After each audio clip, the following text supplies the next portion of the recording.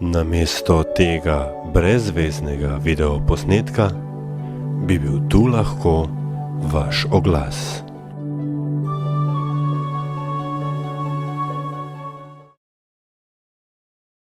Vodja svetniške skupine LDS v Mestnem svetu Mestne občine Ljubljana, kakšen bi bil rezultat, če bi potegnili črto pod leto 2007 v vaši svetniški skupini in v Mestnem svetu? Ja, zelo obširno vprašanje. Naša svetniška skupina je relativno majhna, vendar smo v kontekstu danega in možnega seveda vedno povedali, kaj o določenih stvareh menimo, ki so bile obravnavane v Mestnem svetu. Na nek način sicer zgleda, da je bilo opravljenega zelo veliko dela, vendar kljub vsemu menim, da je bilo storjeno morda tudi nekaj nepremišljenih potez, ki jih bo morda potrebno v prihodnje tudi popravljati. V prejšnjem sestavi Mestnega sveta, v prejšnjem mandatu ste bili del, tako rečemo, vladajoče koalicije v mestu Ljubljana. Po volitvah leta 2006 je seveda položaj drugačen. Ne samo to, da ste prišli v opozicijo, čeprav nekateri pravijo, da prave pozicije in opozicije ni. Pa vendar tudi način dela se zdi, da se je v Mestnem svetu spremenil. V katerem delu na dobro, v katerem delu na slabo? No, za tisto, kar smo tudi sami menili, da je dobro spremeniti v delu Mestnega sveta, smo se tudi sami prizadevali, saj smo dejavno sodelovali tako pri spremembah statuta, kot tudi poslovnika Mestnega sveta, tako da bi seveda lahko bile seje čim učinkovitejše, da bi pravzaprav se zgumljalo čim manj časa v kontekstu nepotrebnih razprav. Seveda župan je v svojem stilu to izkoristil do maksimuma, tako da menim, da včasih morda primanjkuje na nek način nekega prostora za trdne in konkretne razprave o relativno pomembnih vprašanjih, ki se potem sprejemajo na Mestnem svetu. Župan ima seveda absolutno večino, tega se zaveda in to tudi dosledno uveljavlja. Bi šli tako daleč, da bi rekli, da se je nivo demokracije v Mestnem svetu zmanjšal z novo oblastjo? Ja, to bi seveda ne upal si trditi. V vsakem primeru pa gospod župan poskuša trgovati z demokracijo. Ko so že ravno pri gospodu županu Zoranu Jankoviću, eden od razlogov za njegovo izvolitev so bili, kot kaže, tudi je bil seznam 22 projektov, s katerimi je očitno prepričal dovolj Ljubljančanov. Se vam zdi prvič ta seznam realen, oziroma njegov terminski plan za izvedbo, če v kakšni meri je lahko oziroma sposobna LDS mestno v tem projektu sodelovati in katere dele se nam podpira?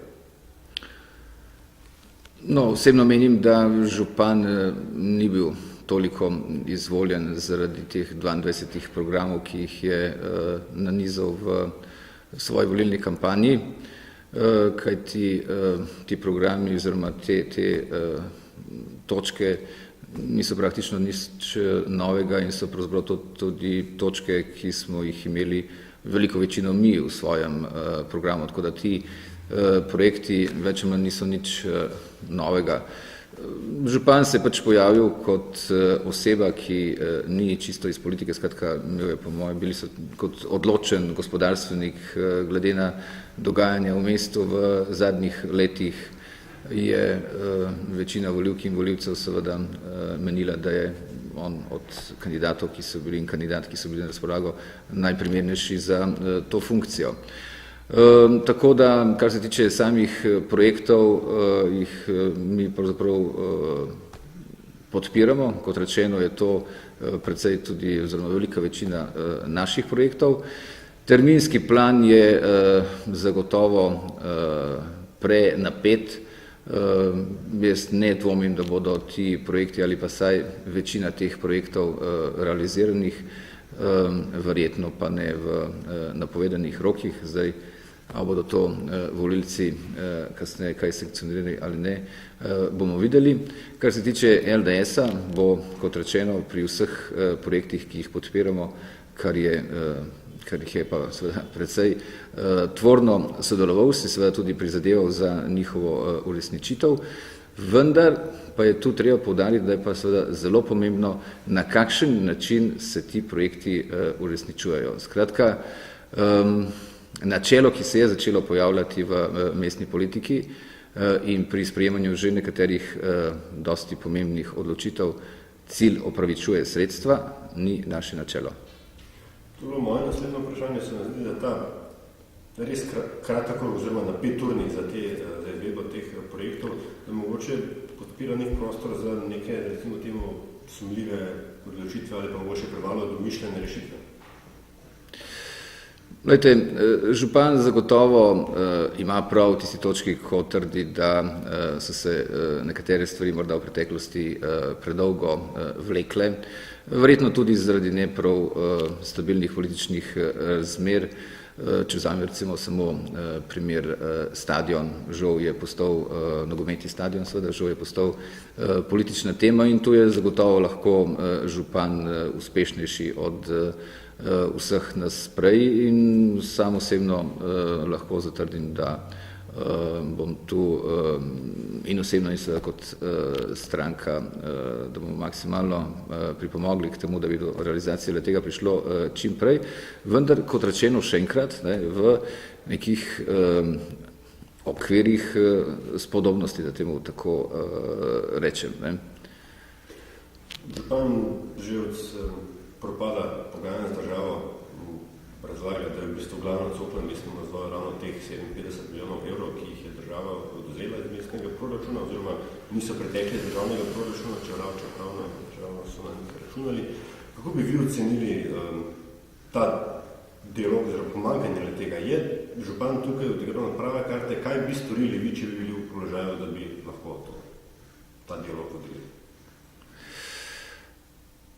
Dialog med glavnim mestom in med državo je vedno bil in očitno je še vedno zelo težak. Dejstvo je, da je Slovenija relativno majhna, dejstvo je, da kljub temu, da nimamo še regij, je zelo razdeljena, kar se interesov tiče po raznih regijah, kar se recimo lahko dobro vidi pri različnih recimo državnih projektih, če vzamemo za primer samo projekt izgradnje avtocest, recimo, kako, kje in na kakšen način se gradijo.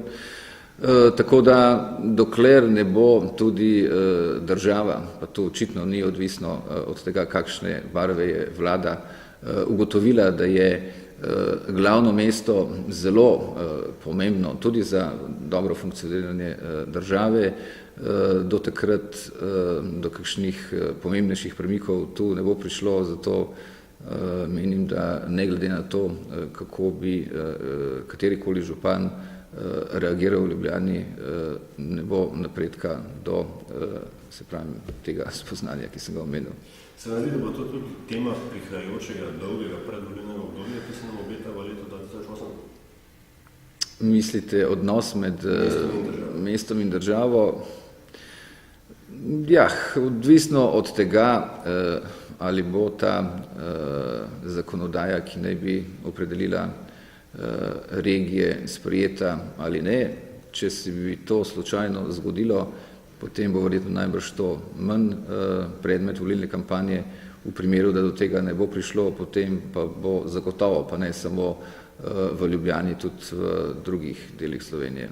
Sprašujem zato, ker je ena od stvari, ki verjetno zanima tako nas kot naše poslušalce in gledalce, katere bodo prioritete, predvsem politične, seveda mestnega odbora LDS v prihajajočem letu, ki bo predvsem zaznamovano z državnimi volitvami? Ja, Problem Ljubljane je dejansko ta, da je na nek način mali oder državnega parlamenta. Zaradi tega ima velikokrat probleme z pomanjkanjem časa za uresničevanje in ukvarjanje s svojimi lastnimi problemi. Kar se tiče LDS-a, bo na eni strani, kot sem omenil že prej, se prizadeval za tudi skupaj z županom, če hočete, za uresničitev teh večjih projektov, ki so bili nenazadnje tudi naš volilni program, pod pogojem, da bo ta način uresničevanja sprejemljiv in čim bolj demokratičen. Drugič pa bo naša skrb, tako kot tudi že do sedaj, namenjena tudi tistim slojem prebivalstva oziroma tistim področjem, ki pa nekako v tej novi mestni vladi nimajo toliko posluha, če rečem z eno besedo, predvsem področja družbenih dejavnosti, kot so kultura, sociala, potem zdravstvo, nenazadnje tudi šport, ki je namenjen, in športna infrastruktura, ki ni namenjena samo vrhunskemu športu.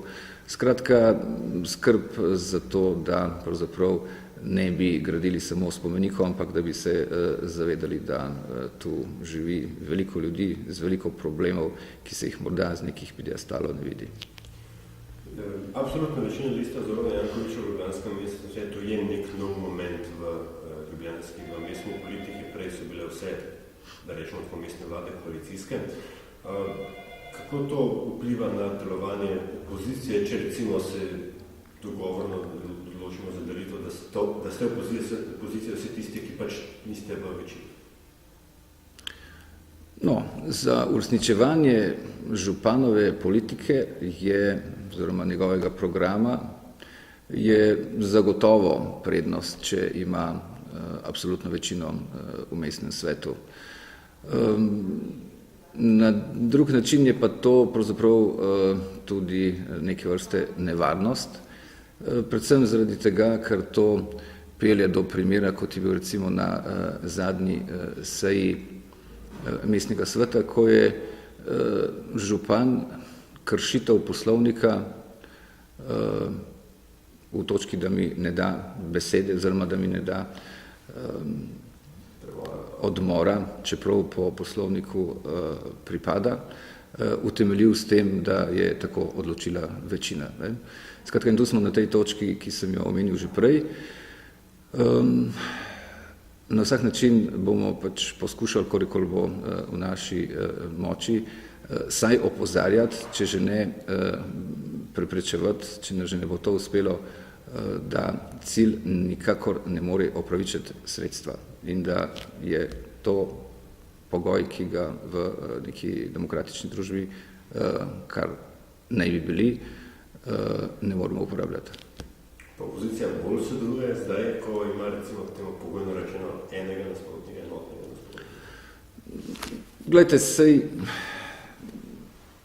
jaz moram reči, da ne gledam župana niti njegove liste za nasprotnika, daleč od tega.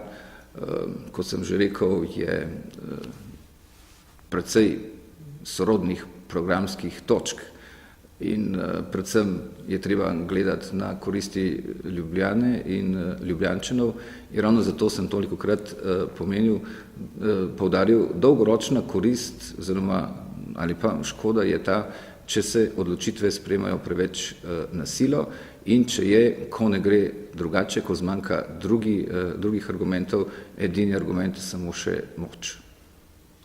Še zadnje vprašanje, ki bo po vašem Ljubljano obletel vsore?